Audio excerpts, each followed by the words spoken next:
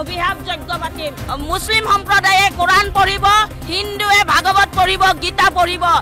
পঢ়ি অভিশাপ দিম আমাৰ জীৱন যেনেকৈ ধ্বংস কৰিছে সব ধ্বংস হ'ব লাগিব আমাৰ মুছলিম সম্প্ৰদায়ৰ মানুহতে ভাইসকলে আমাৰ ৰোজা ৰাখি ইয়াত বহি আছে গুৰুক অপমান কৰা কেতিয়াও মানি নলয় ভগৱানেও মানি নলয় ঈশ্বৰেও মানি নলয়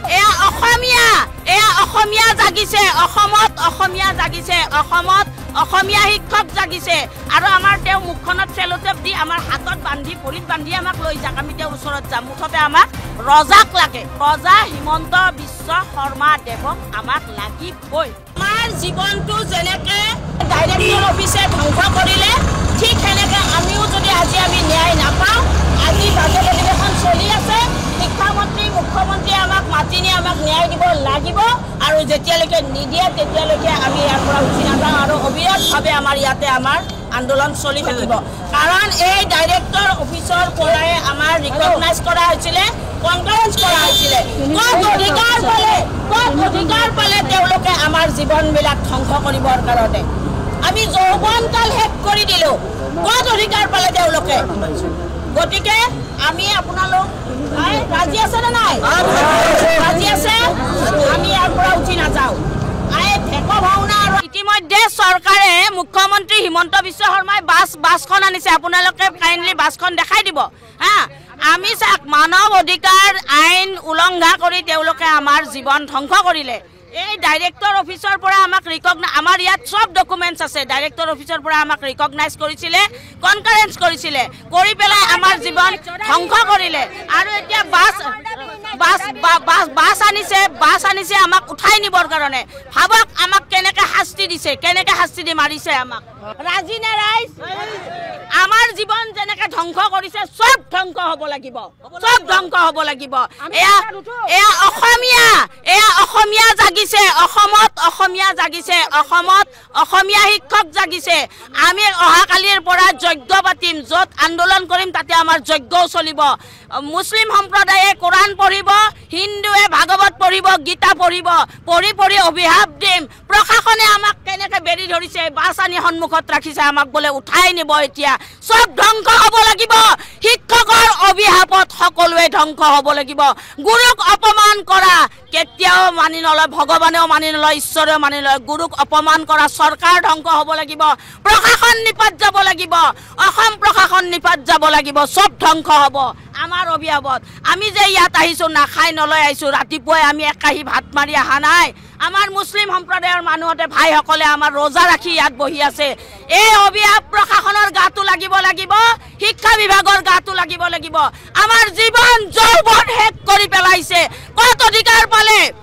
অধিকাৰ ক'ত পাইছিলে ডাইৰেক্টৰে আমাৰ জীৱন ধ্বংস কৰিবৰ কাৰণে অধিকাৰ ক'ত পাইছিলে হিমন্ত বিশ্ব শৰ্মা ডাঙৰীয়াই আমাৰ গুৰুৰ অভিশাপ দিয়ক সকলোৱে অভিশাপ দিয়ক গুৰুৰ অভিশাপ বিচাৰিছোঁ আমি কেতিয়াও ইয়াৰ পৰা নাযাওঁ যেহেতু প্ৰশাসনে ইতিমধ্যে তেখেতসকলৰ নীতি নিয়ম ৰক্ষা কৰিছে আমি প্ৰশাসনক অনুৰোধ জনাইছোঁ আমি ইয়াৰ পৰা নাযাওঁ কাৰণ কালি আমাক যোৱা ৰাতি 8টা বজালৈকে জংঘলৰ মাজত এৰি দিছে গতিকে এই প্ৰশাসনসকলকো কিন্তু আমিয়ে সৃষ্টি কৰিছোঁ গুৰুসকলে আমি কেতিয়াও নাযাওঁ এনে মুখ্যমন্ত্ৰী মহোদয়ক আমি পুনৰ কৈছোঁ মুখ্যমন্ত্ৰী মহোদয় প্ৰতিনিধি পঠাই আমাক আলোচনাৰ মাজলৈ নিয়ক নহ'লে আমি ইয়াৰ পৰা কেতিয়াও নুঠো আজি শিক্ষক ৰাজপথলৈ আহিবলগীয়া এটাই মূল কাৰণ হৈছে মাননীয় মুখ্যমন্ত্ৰী মাননীয় শিক্ষামন্ত্ৰী আমাৰ সমস্যাটো সমাধান কৰি দিয়া নাই তেখেতসকলে ভেঞ্চাৰ বিদ্যালয়ৰ পদ প্ৰাধিকৰণ কৰিবলৈ ভেঞ্চাৰ বিদ্যালয় শিক্ষকসকলৰ পদ প্ৰাধিকৰণ কৰিব লৈছে কিন্তু 2013 আৰু 21ত প্ৰাধিকৃত বিদ্যালয়ৰ LP2 কলেজলৈকে বঞ্চিত শিক্ষকসকলৰ পদ প্ৰাধিকৰণ কৰিবলৈ বিচৰা নাই সেইকাৰণে আজি আমি ৰাজপথত আহি আন্দোলন কৰিবলগীয়া হৈছে আমি মাননীয় মুখ্যমন্ত্ৰীক ধিক্কাৰ জনাইছোঁ আপুনি কয় অসমত আন্দোলন নাই অসমত সমস্যা নাই কিন্তু আজি আপুনি দেখি পাইছেনে নাই পোৱা যে আজি য'ত আপুনি গৈ ঢোকডাল বজাই অসমত আন্দোলন নাই শিক্ষা বিভাগ ভালদৰে চলাইছোঁ আজি এই প্ৰচাৰ মাধ্যমেদি সবে গম পাইছে যে অসমত শিক্ষাৰ জৰুৰা অৱস্থা আজি তেখেতসকলে নিযুক্তি প্ৰদান কৰিব লাগিছিল বা আমাৰ পদ প্ৰাধিকৰণ কৰিব লাগিছিল বঞ্চিত শিক্ষকসকলক কৰি দিয়া নাই কিন্তু এটা কথা আমি ক'বলৈ বিচাৰিছোঁ মাননীয় মুখ্যমন্ত্ৰী মহোদয় আমি আপোনালোকক আহ্বান জনাইছোঁ আমাৰ বিনা চৰ্তে পদ প্ৰাধিকৰণ কৰিব লাগিব যেনেকৈ LPৰ থাৰ্ড পোষ্টসকলক বিনা চৰ্তে পদ প্ৰাধিকৰণ কৰিব লাগিব MEৰ আছে হায়াৰ আছে জুনিয়ৰ ছেকেণ্ডেৰী আছে কলেজ আছে মহাবিদ্যালয় আছে সকলো স্তৰৰ শিক্ষকসকলক পদ প্ৰাধিকৰণ কৰিব লাগিব অলপ পিছত যদি শিক্ষা বিভাগ শিক্ষামন্ত্ৰী মুখ্যমন্ত্ৰী আলোচনা যদি নেমাতে আমি এই ডাইৰেক্টৰ অফিচত তলা লগাই দিম আমি এইটো খাটাং কথা আমি তলা লগাম আমাৰ তেখেতে যিমানেই আমাক পুলিচ প্ৰশাসন নিদিয়ক আমাৰ প্ৰতিবাদী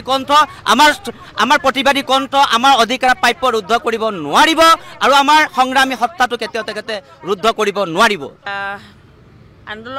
আন্দোলন এনেকৈ কৰিয়ে আছোঁ। এতিয়া আজিৰে পৰা আমাৰ ধাৰাবাহিকভাৱে আমি বহি যাম। আজি ইয়াতে বহিছোঁ আৰু হয়তো অহাকালি আৰু আমি বেলেগ জেগাত বহিম এনেকৈ। গতিকে আমাৰ এটাই কথা, বাজেট অধিৱেশন চলি আছে। আমি জানিবলৈ পাৰিছোঁ যে মুখ্যমন্ত্ৰী মহোদয়ে যিখন 17-18 চনৰ আইন আছিলে সেই আইনখন সংশোধনী কৰাৰ কাৰণে তেওঁ কিবা চিন্তা চৰ্চা কৰিছে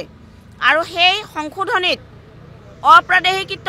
শিক্ষানুষ্ঠানবিলাকৰ শিক্ষকসকলৰহে সংশোধনী আনিব বুলি আমি গম পাইছোঁ। হাইস্কুলৰ ক্ষেত্ৰত তেওঁলোকে ক্লাছ 8 ধৰি হাইস্কুলৰ শিক্ষকসকলক ন্যায় দিয়াৰ কাৰণে তেওঁ চিন্তা চৰ্চা কৰিছে। কিন্তু আমি আজি এই প্ৰতিনিধিবিলাক যিসকল বহিছোঁ, আমি ভাতৃ সংগঠন লগ লাগি LP2 কলেজলৈকে প্ৰতিটো ভাতৃ সংগঠনৰ প্ৰতিনিধিবিলাক আমি ইয়াতে বহিছোঁ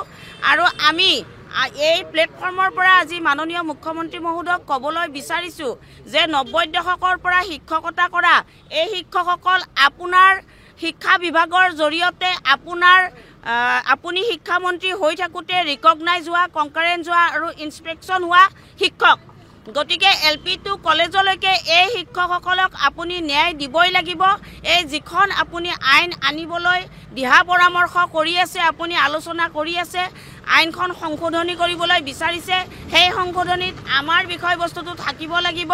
আৰু আমাক ন্যায় দিবই লাগিব। প্ৰাদেশিক শিক্ষানুষ্ঠানৰ পৰা বঞ্চিত শিক্ষক আমাৰ ইয়াত সৰহসংখ্যক 90 দশকৰ শিক্ষক আছে। ইতিমধ্যে আমাৰ শিক্ষানুষ্ঠানখিনি প্ৰাদেশিকৰণ হ'ল, কিন্তু 2017-18 আইনত কিছুমান সৰু সৰু চৰ্ত দিয়াৰ কাৰণে আমি বঞ্চিত হ'লোঁ। গতিকে মাননীয় মুখ্যমন্ত্ৰী মহোদয়ক এটাই কথা আমি জনাব বিচাৰিছোঁ, আমি আন্দোলনৰ ওপৰত আন্দোলন কৰি আছোঁ, কিন্তু বিভিন্ন সময়ত আপোনাৰ শিক্ষা বিভাগৰ পৰা প্ৰতিনিধি আহি আমাৰ পৰা মেম'ৰেণ্ডাম লৈ যায়, কিন্তু সেই মেম'ৰেণ্ডামবিলাক ক'ৰবাত পৰি থাকে। পৰাৰ পিছত আমি অফিচত যোগাযোগ কৰোঁ, শিক্ষামন্ত্ৰী মহোদয়ক আমি যোগাযোগ কৰোঁ। তেতিয়া তেখেতে আমাক এটা কথাই কয় যে আপোনালোকৰ কাৰণে আইনখন নহয়, আইনখন আহিব অপ্ৰাদেশিক শিক্ষানুষ্ঠানৰ কাৰণে।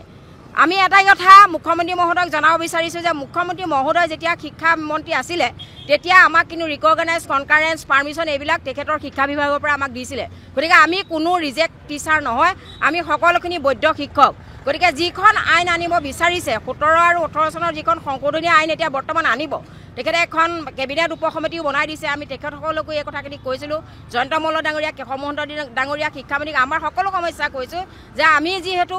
27, 28, 25, 30 বছৰ এতিয়াও কাম কৰি আছোঁ আৰু কিছুমান এনেকুৱা কৰিলে, কিছুমান স্কুল এমালগেমেশ্যন কৰিলে। 21 যেতিয়া প্ৰাদেশিকৰণ হৈছিলে সেই শিক্ষকখিনি কোনো ঘৰতে বহি আছে আৰু সেইটো কোনো চৰকাৰেও অন্যায় কৰিলে, কিন্তু কিছুমান শিক্ষানুষ্ঠান এতিয়াও চলি আছে। যেনেধৰণে আমাৰ শিক্ষানুষ্ঠানখন এতিয়া চলি আছে, বৰ্তমান আমাৰ এতিয়া বহু শিক্ষক কৰ্মৰত হৈ আছে। গতিকে মাননীয় মুখ্যমন্ত্ৰী মহোদয়ক আমাৰ যি LP2 কলেজলৈকে 5500 শিক্ষক আছে, হয়তো তাতকৈ বেছিও হ'ব পাৰে, এই শিক্ষকখিনি এজনো শিক্ষক বাদ নপৰাকৈ যিখন আইন আনিব বিচাৰিছে, গতিকে তাত নমনীয় কিছুমান যি চৰ্ত আগতে বেছিকৈ ধাৰা ওপৰত দিছিলে, অতি নমনীয় কৰি এই শিক্ষকখিনিক মানৱতাৰে যাতে 18 বছৰ কৰাৰ কাৰণে সেইখিনি বেলেগত যাবলৈ বয়স নাই। গতিকে মাননীয় মুখ্যমন্ত্ৰী মহোদয়ক আমি হস্তক্ষেপ বিচাৰিছোঁ। আমি কোনো শিক্ষামন্ত্ৰীৰ কথা নাজানো, কোনো উপসমিতিৰ কথা আমি ক'বলৈ নাযাওঁ।